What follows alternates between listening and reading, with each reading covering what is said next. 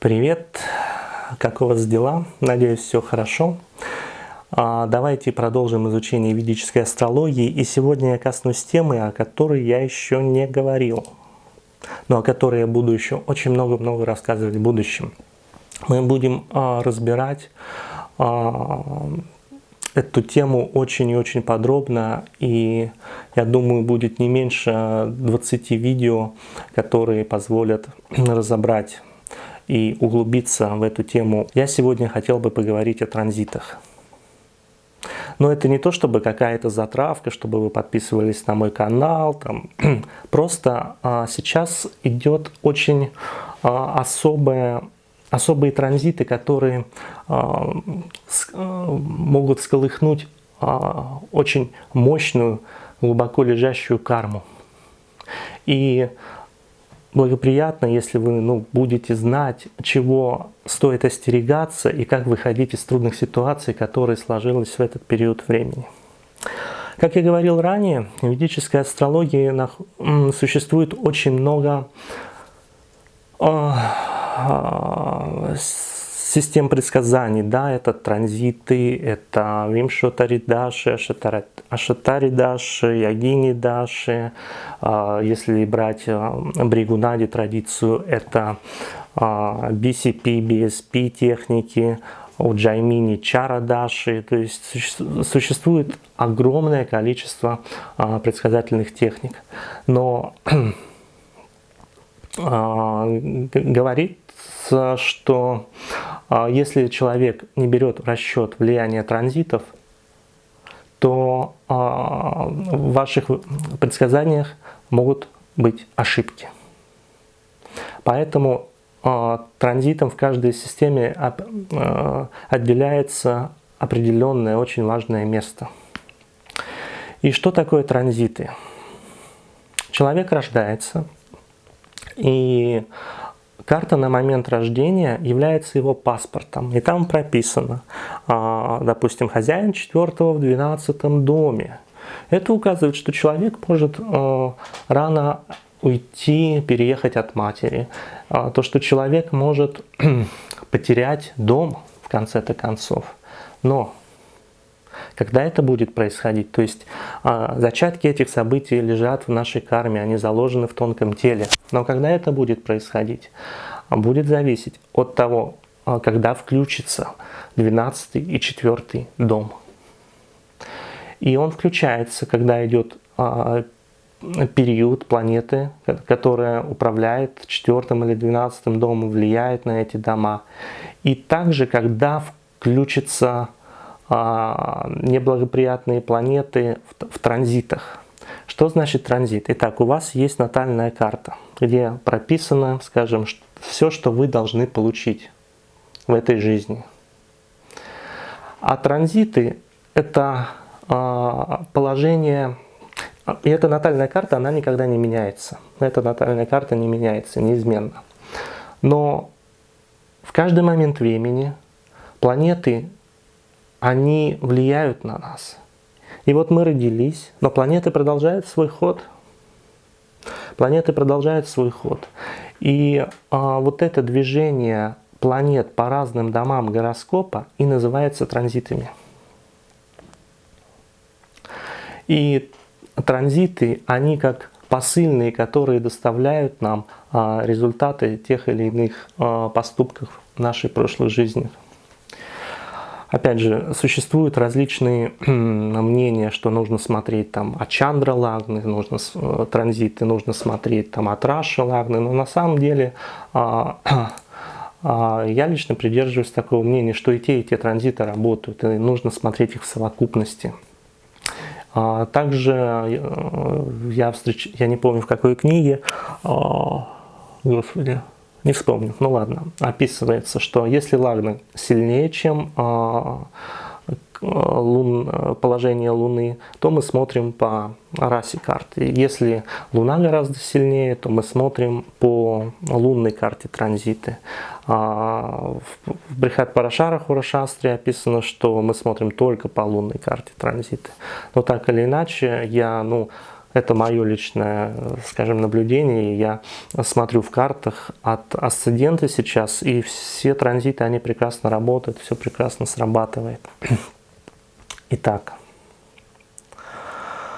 о каком транзите я хотел бы поговорить сегодня?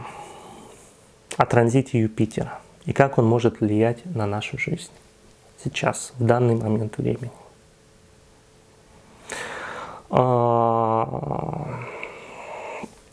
Юпитер сейчас находится в знаке Льва. Он вошел туда прошлым летом и выйдет из знака Льва следующим летом. И, допустим, вы восходящий Овен. Соответственно, Юпитер идет транзитом по вашему 5-му дому. 5-й дом – это дом детей, это дом интеллекта, это дом финансовых каких-то спекуляций, это романтика. И Юпитер – величайший благодетель. И идя транзитом по 5-му дому, он может давать, приносить хорошие посылки по делам этого дома. Но, начиная с 8 января по 9 мая, Юпитер находится в своем ретроградном движении. Находясь на Земле, мы... Что значит ретроградное движение? Опять же, ретроградное движение, мы будем разбирать ретроградность всех планет. Но пока я вкратце расскажу, что означает ретроградное движение. Все планеты, они движутся вокруг Солнца. Но Земля не исключение, она движется вокруг Солнца. И когда скорость Земли в определенных отрезках, когда она превышает скорость Юпитера, ну, планеты Юпитера, допустим, да, то возникает такое ощущение, что Юпитер относительно Земли, он движется назад. Он все время идет впереди, но в определенные отрезки времени складывается ощущение, что он как будто бы идет назад. Такое же ощущение возникает, когда вы едете на машине и обгоняете другие машины. Такое впечатление, как будто они едут назад. Но на самом деле просто ваша скорость, она идет, скорость вашей машины, она гораздо больше, чем скорость других людей на автотрассе. И начиная с 8 января по 9 мая Юпитер как раз идет в ретроградном движении. Он как бы идет на попятную. И считается, что когда планеты идут в своем ретроградном движении на небосводе, то в этот момент они очень и очень сильны. Именно в этот момент могут выходить у людей кармические отработки, которые тянутся с прошлых жизней. Но чем примечателен нынешний транзит Юпитера? Тем, что он находится сейчас вместе с Раху. Раху – это еще одна кармическая планета, которая приносит мощные перевороты в судьбе человека. И сейчас они соединены, они находятся в знаке Льва. И это указывает на то, что по делам, куда приходит знак Льва в вашем гороскопе, могут быть мощные и сильные трансформации. Юпитер, соединяясь с Раху, формирует гуру Чандала йогу. Эта йога дает некоторую безнравственность, это дает запутанность в вопросах религии. И почему? Юпитер – это планета нравственности, духовности, религиозности, морали. Это в карте женщин Юпитер отвечает за супруга, Юпитер также карака детей, финансов. А какие характеристики Раху вы знаете? Раху – это иллюзия. Раху – это обман. Раху – это разбой. Раху – это что-то запутанное. И когда Юпитер соединяется с Раху, мораль и нравственность соединяется с обманом и запутанностью, с Раху – это также интоксикации, это нарушение табу, то возникают большие проблемы.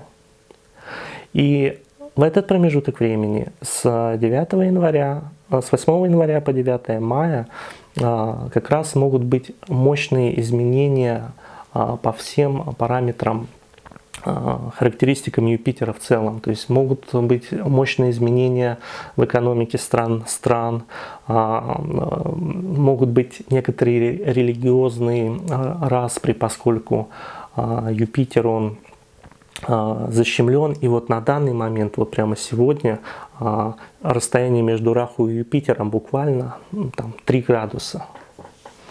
То есть очень мощное соединение. И считается, когда Гуру Чандалу йогу аспектирует Сатурн или Марс, то от этого она становится еще негативней. И на данный момент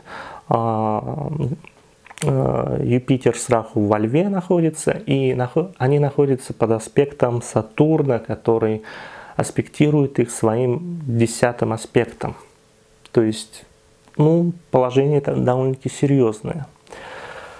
И что может происходить в жизни людей в это время? В абстрактном гороскопе Юпитер отвечает за 9 и 12 дома. 12 дом – это отречение, это супруга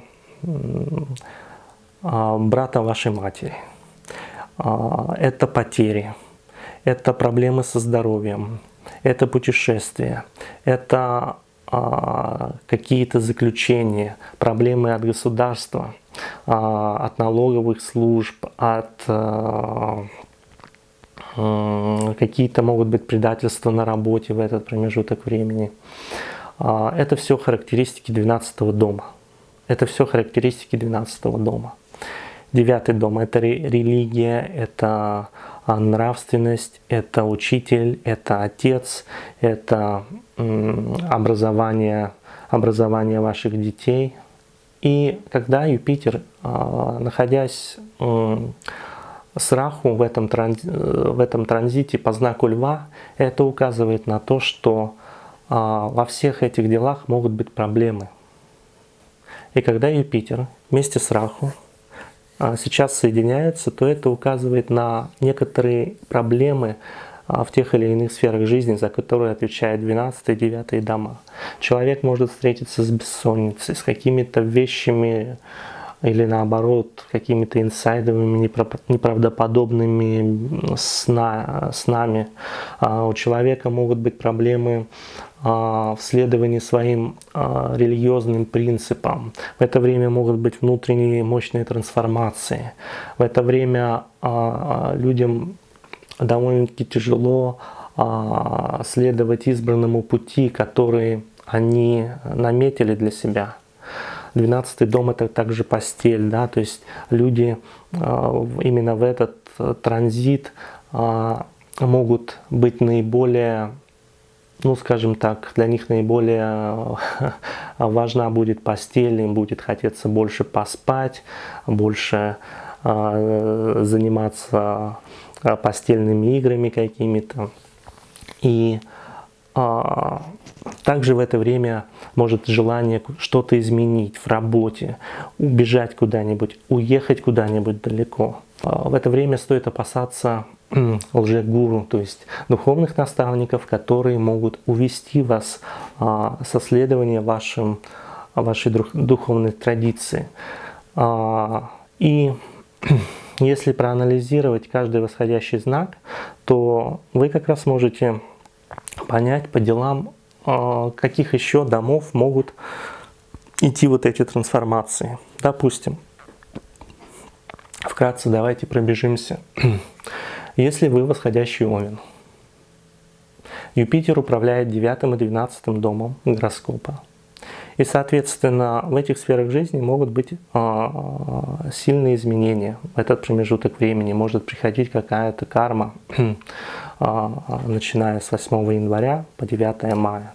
В это время будет возникать желание, опять же, постельных удовольствий или уехать куда-нибудь за границу. В это время могут быть неожиданные растраты, в это время могут быть духовные изменения, и как раз человек может из дхармы, из нравственности, добродетели удариться в адхарму, то есть он может быть слишком чрезмерно привязан в это время, становится к алкоголю, к употреблению мясных продуктов, и это уводит его в сторону с пути добродетели и духовности.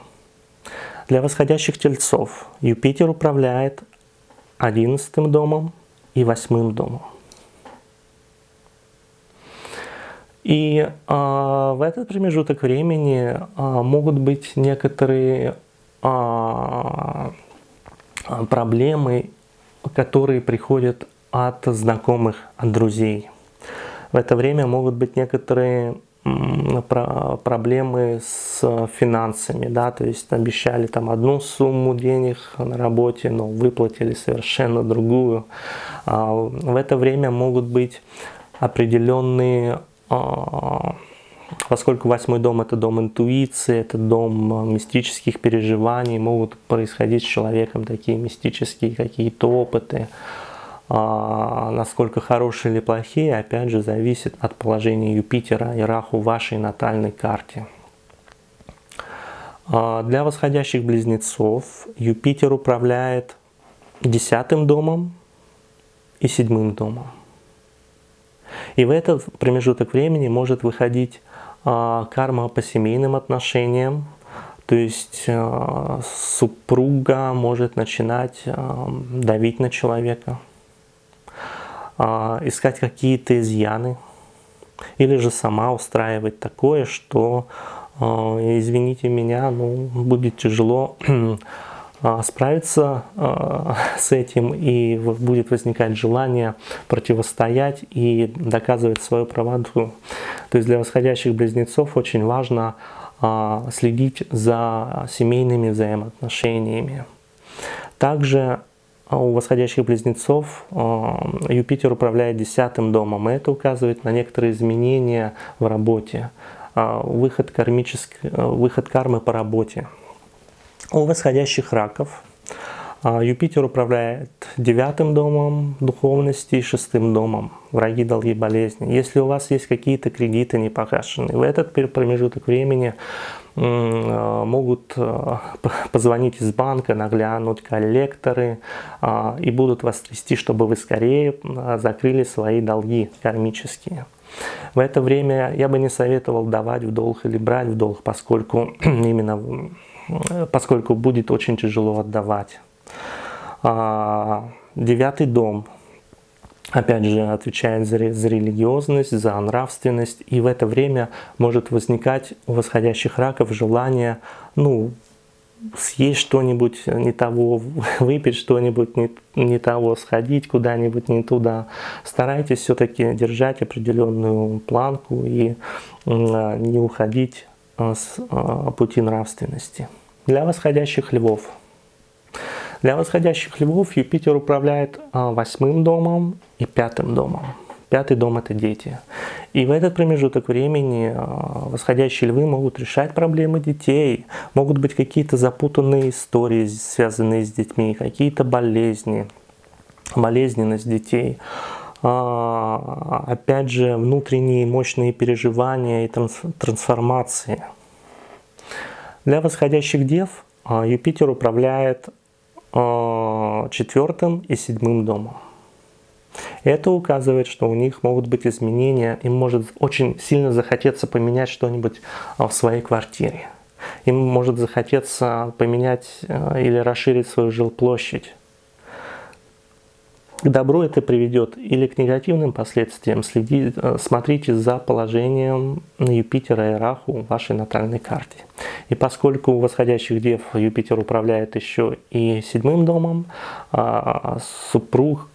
супруги, взаимоотношения с другими людьми в целом, то могут быть также некоторые кармические выходы выхода кармы через отношения с людьми. Для восходящих весов Юпитер управляет третьим домом и шестым домом. Третий дом — это что? Это, опять же, коммуникации. Могут быть проблемы и сложности в коммуникациях. То есть будут люди, которые не будут принимать вашу точку зрения. В это время могут появиться люди, которые будут завидовать вам. В это время,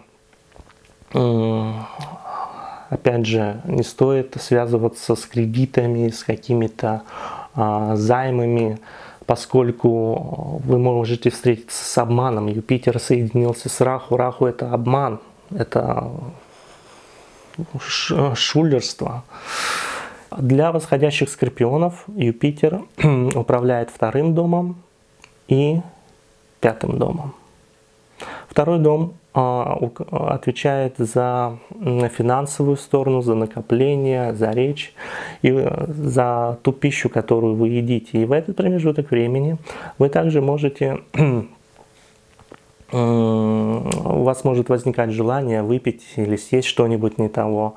В это время могут быть проблемы с финансами, то есть вы откладывали на что-то, а сложилась так ситуация, что вам пришлось эти финансы отложенные потратить. Причем потратить вы их можете, опять же, на образование, сфера пятого дома, на детей, на какие-то романтические взаимоотношения. Для восходящих стрельцов Юпитер управляет первым домом и четвертым домом. И в это время как раз могут возникать, опять же, проблемы по недвижимости или движимости, то есть с машиной или с домом, и вы будете стараться их решать, вы будете погружаться в эту сферу. Опять же, стоит или не стоит, смотрите на положение Юпитера и Раху. Поскольку для восходящих стрельцов Юпитер является лагнешей, то в это время может быть изменение личности, в это время может быть смена некоторых приоритетов в жизни человека.